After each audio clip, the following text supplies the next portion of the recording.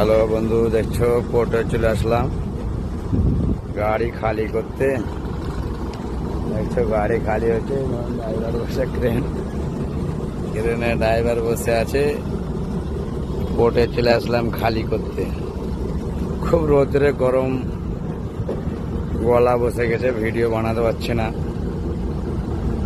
দেখাচ্ছি। পানি জাহাজ লাগে এখানে, পোর্টে পানি জাহাজে মাল টাল লোড করতে লোড হবে। ড্রাইভার আছে, কিভাবে লোড খালি হচ্ছে তাই দেখো। লোড লাগিয়ে দিয়েছে, এই যে ক্রেন। আচ্ছা, এই যে লোড খালি হচ্ছে গাড়ি।